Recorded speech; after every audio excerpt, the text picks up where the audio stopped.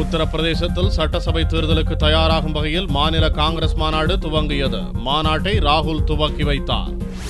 உத்தரப்பிரதேசத்தில் அடுத்த ஆண்டு சட்டசபை தேர்தல் நடக்க உள்ள நிலையில் தேர்தல் வியூகங்கள் பற்றி விவாதிப்பதற்காக உத்தரப்பிரதேச காங்கிரஸ் மாநில மாநாடு வாரணாசியில் துவங்கியது. காங்கிரஸ் பொதுச் செயலாளர் ராகுல் காந்தி மாநாட்டை துவக்கி வைத்து பேசியபோது, கிரேட்டர் நொய்டாவில் பட்டாபர்சோல் கிராமத்தில் நடந்த துப்பாக்கிச்சூடு சம்பவத்துக்காக மாயாவதி அரசை கடுமையாக சாடினார். மாநாட்டில் மத்திய பிரதேச முன்னாள் முதல்வரும் காங்கிரஸ் மூத்த தலைவருமான திக் விஜய் சிங் பேசுகையில், உத்தரப்பிரதேசத்தில் சட்டம் ஒழுங்கு மோசமடைந்து வருவதாகவும் விவசாயிகளின் நிலங்களை மிரட்டி பறிப்பதாகவும் மாநில பகுஜன் சமாஜ் அரசு மீது குற்றம் சாட்டினார். உத்தரப்பிரதேச தேர்தலுக்கு இப்போதே தயாராகும் வகையில் இந்த மாநாடு ஏற்பாடு செய்யப்பட்டு இருப்பது கட்சி தொண்டர்களிடையே உற்சாகத்தை ஏற்படுத்தியுள்ளது.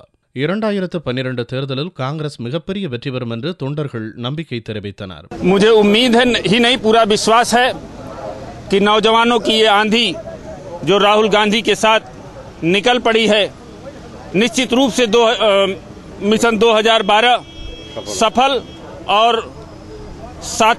शाश्वत होगा, ये मुझे विश्वास है.